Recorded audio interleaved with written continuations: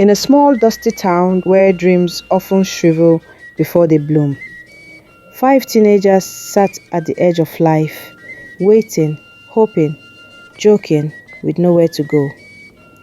Amaka, Chuka, Kene, Chibuike and Ngozi, or as everyone called her, Zibabe. They had all just graduated from the same government secondary school, a worn-out building filled with chalk dust, torn uniforms and whispered dreams. But after graduation, there was nothing. No money to further their education, no jobs, no skills, no clear future. What they did have was each other and a group chat where they laughed, gossiped, roasted one another and sometimes told truths no one dared say out loud. Amaka was the loud one, always ready with a clap back. Chuka was her boyfriend, tall, stubborn, but soft when it came to her. Kene, the peacemaker. Chibuike was the clown, funny, messy, and takes things for granted. And Ngozi, the queen of gossip. No news passed without her knowing, twisting, and forwarding it. Every day they chatted, sometimes about how broke they were, sometimes about Amaka and Chuka's fights, other times about nothing at all. One hot Tuesday afternoon, Kenny dropped a message in the chat. Make we go bush tomorrow, gather firewood, sell small, use and buy data and chill. Everyone laughed, but it wasn't a bad idea. The next morning they met near the edge of the forest, cutlasses in hand, sacks over shoulders and jokes flying like mosquitoes. As they walked deeper into the bush, something changed. The laughter faded. The trees grew taller. The silence heavier. Then they saw it. An old shrine, cracked stone, covered in vines, forgotten by time. Amaka stepped closer, her eyes drawn to a glowing symbol. Abeg, make we go back, Chuka muttered. This place get as e be. But they didn't. They laughed it off, like they always did. Then Kene pointed at a crooked hut beside the shrine. Omo, make we enter, take one or two pictures now. Content no dey waste. The others hesitated, but curiosity won. Inside the hut, cobwebs hung like curtains. In the center stood a carved wooden figurine, a feminine figure with detailed curves, tribal marks on her face, and cowries on her waist alongside other two figurines and broken pieces of figurines on the floor. See babe now, Chibuike shouted. He struck a pose beside it and said, if say na real babe, na I for don collect sharp sharp, you know. Everyone burst into laughter, the kind that echoes even after it stops. Amaka rolled her eyes. You no go ever serious. Abeg snap me, Jare. Chibuike laughed, but outside the hut, something had shifted. The wind stilled, the trees leaned in, and far above a crow called once, and something had awakened. They left and went back home. Later that night, the group chat lit up, but not with their usual memes or gossip. A new contact appeared, no name, no profile picture, just a strange symbol, like an ancient eye carved in ash. I've joined the circle, obey the dare, or face the consequence. Let the dares begin, tell the truth and lose yourself. Who they play rough? Kene typed, no reply. Then after a few long seconds, the unknown contact sent one more message. We begin at 12 midnight. And then silence. No one typed. Not even Zibabe. The next morning, the five of them met under the big mango tree at the town square, the usual spot for boredom and banter. Chibuike was the first to bring it up. That spirit for WhatsApp, they form horror movie. You see as he type midnight, like say na Netflix. Na prank jare, Zibabe said, peeling mango skin with her teeth. Chibuike, confess. You set am up. Chibuike raised his palms. Me wey delete TikTok to save battery. Abeg o. Amaka shook her head, trying not to look bothered. Whatever it is, I'm not scared. Maybe na poor man's ghost wey dey find data. They laughed again, but somewhere deep inside, none of them could shake the chill, the figurine, the symbol. Later that night, at exactly 12 midnight, their phones flickered, and then the first dare came. Amaka, tell them about the abortion. The group chat froze. 1 tick, 2 ticks, blue ticks. Amaka didn't reply at first. Her typing bubble appeared, then disappeared. After a long pause, she finally typed, I don't know what you're talking about. Who is this? Kene typed next. Wait. What's going on? Who be this spirit sef? Then the unknown number replied, I see all. I hear all. And now, you will too. Chuka's profile icon popped up instantly. I dey remove this person, Jare. He tapped, remove from group. Failed to remove user. Again he tried. Failed to remove user. A second later, a new message appeared from the unknown contact. You can't remove what was never added. Amaka's typing bubble showed again.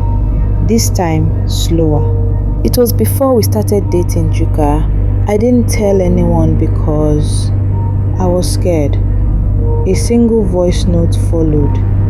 Her voice was shaky. It happened after Junior WAEC. My aunt took me to one nurse in Ugu Lane. I never wanted to talk about it again.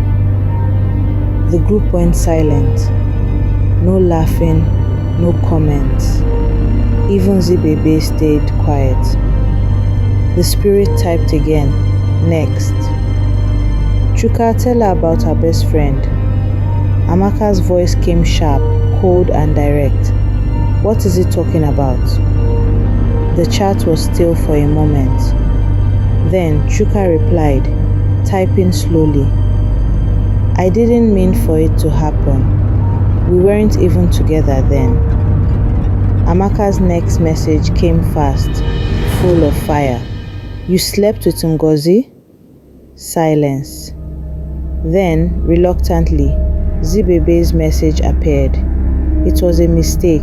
One night, he said you had broken up. The group exploded. Amaka's voice note came through immediately, filled with rage and heartbreak. Ngozi, you were my best friend. And you, Chuka, you are disgusting. Una dey mad? Chibuike dropped a one-word message. Wow. Then, in the middle of the chaos, Ngozi typed, Please, can someone remove this dude? Or let's delete the group chat and start again, abeg.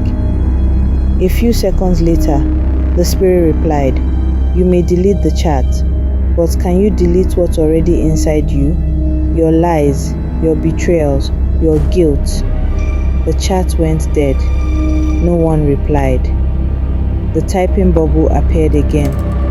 You want to escape truth? Then let's try a new game.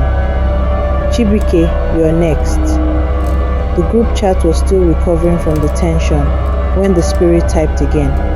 Chibuike, time to speak.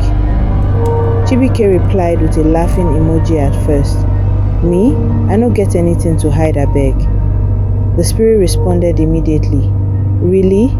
Then tell them what happened at the water tank when you pushed her. The air in the chat grew heavy. Chibuike's next message came after 2 full minutes. It was a mistake. I'm so sorry, Chuka. He sent a voice note, his voice low and shaken. That day after school, me and Ada were arguing near the water tank behind the JSS block. I didn't mean to push her. It was just small shove. I swear. I didn't think she'd hit her head like that. When she stopped moving, I panicked. The group was silent. No one replied. Then another message came, not from the spirit. Chuka, wait. It was you all along? You did this to my sister? Chibuike sent another voice note, his voice cracking. I didn't know how to say it. Every time I tried, I just froze. I thought she'd be fine. I didn't mean it. The spirit typed again. Truth cuts deep, but silence kills slowly. Z, babe, ready for yours? Chuka replied. I thought you were my friend. I will deal with you when I set my eyes on you, Chibuike. Ngozi didn't type. Her profile picture disappeared. Then slowly, she responded. What are you talking about? The spirit's next message came with a photo attachment, a blurred image of a drink bottle in someone's hand, and Kene's face, half visible in the background. Tell them what you put in his drink. Everyone froze. Kene sent a voice note, confused and tense. Wait, what is this? Chuka replied. Z, na joke, Abi? Ngozi finally replied. It was last term. I liked Kene a lot. I asked him out and he said no. Said he didn't see me that way. I felt humiliated, so I bought something. Just herbs, nothing dangerous. That's what the malam said. I poured it in his drink. I just wanted to scare him, make him dizzy or something, not harm him. The spirit typed again. You wear truth like perfume only when forced, but the stench of your secrets is always there. Then suddenly, you have been judged. All of you, you told the truth. Get ready to lose yourselves. Their phones flickered. The screen dimmed. For a moment, the group chat looked normal again. Just when the tension began to fade. Just when the spirit seemed to vanish from the group chat, Kene's voice broke the silence. Calm. Too calm. We need to go back. The others looked at their screens, confused. To the huts, he typed. There might be a way to stop this. If we replace the figurines, maybe the spirit will leave us alone. Amaka replied, Replace what figurines? With what? Besides, we never broke anything. Kene replied, It doesn't matter, Amy. Things like this happens. We get statues, any small ones we can find, even clay ones. I know someone that can make them. Chibuike replied, Wait, how is Sabi all this now? Kene replied quickly, I have been reading up. I don't want us to suffer more. I have a feeling there's more to come. We went into the hut and we disturbed the spirits, and now they are out for us. The group was broken, scared, and desperate. So they agreed. The next day, they all met at the big mango tree in the town square where they planned on how to go back to the hut. They each bought small figurines, wood, clay, ceramic, and met again beneath the mango tree. Together they walked into the forest. At 11:59 p.m. they stood inside the same hut. The air felt heavier than before. They placed their new figurines around the shrine, then waited. But nothing happened until Amaka turned to Kene. You said this would fix it. Kene didn't answer. His hand was shaking. The figurine, the half-broken woman, was still there, but her face had changed. Her eyes were no longer empty. As the clock struck 12 midnight, their phones all buzzed and lit up at once. The group chat buzzed violently, and a single message appeared. Kene, your turn. Everyone turned to him, confused, afraid. Chibuike said, "Wait, why your turn? You never even get there." "Kene, what's going on?" said Amaka. Kene took a deep breath. He looked each of them in the eyes and then he spoke. 3 days before we came here, I brought someone to this place, a girl I met online. She said she wanted adventure, so I brought her here hoping we came into this hut, started messing around. Well, while we kissed, we knocked down a shelf. There were 5 figurines. They all fell, cracked. That's when it happened. The main one, the half-broken female statue, it moved. It rose up, possessed. It looked at her and took her just like that. Her body collapsed, her soul taken. Her face became the new face of the figurine. Then it looked at me and spoke. "You broke the sacred balance. 5 vessels must be filled. 1 is done, 4 remain. You have 7 days." Silence fell like a knife. Chuka stepped back, eyes wide. "You brought us here to replace the rest?" Amaka's voice shook. "So, the spirits, it was you?" "I didn't make up the spirits," Kene said. "It's real. I just gave it access. I allowed it in to save myself. I didn't know it would dig up all your secrets. I just needed you to come back with me and bring statues that matched your spirits." "You are mad, Kene. You used us," yelled Chibuike. Suddenly, the statues began to glow. One by one, their eyes opened, mimicking the real things. The hut shook. The walls cracked.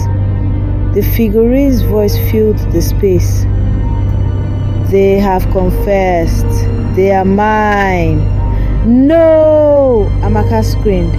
She ran toward the shrine and grabbed the half-broken figurine, but her hand burned instantly, branding her palm with the same strange symbol from the group chat. Kene shouted, "I'll stay! Take me instead! Don't take them!" The figurine's eyes turned to him. "Your soul is bound. Their truth fed me. Only one shall remain." Then unexpectedly, Ngozi stepped forward. "I'll take responsibility," she whispered. "I caused damage too. Maybe this is the price." The spirit laughed. "Only the betrayer shall suffer. He broke the circle. He fed me 1. He owed me 4. But you gave me more than souls. You gave me secrets, pain, guilt, enough to live."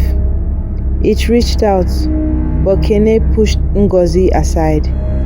He looked at his friends. His hands trembled. "I don't deserve forgiveness, but I can end this." He grabbed the blank statue, the one meant to represent him. He placed it in the center of the 5. The ground split. Light poured from the cracks. The figurines shattered, all except the blank one, now glowing with eerie calm. The next morning, only 4 teens walked out of the forest, silent, changed. Kene was gone. His phone, dead. His number vanished from the chat. But the group chat remained, renamed once again. No secrets left. They never spoke of the hut again, or the spirit, or Kene. But sometimes at midnight, their phones flicker. Are you still honest? Because the spirit is never truly gone. It only waits for the next secret. And so, dear listener, be careful what you whisper into your phone, because something somewhere might be listening. And that was another page from the story library, your portal to endless stories where stories refuse to stay closed. If you enjoy this chilling tale, don't forget to like, subscribe and share, and come back soon. Thanks for watching.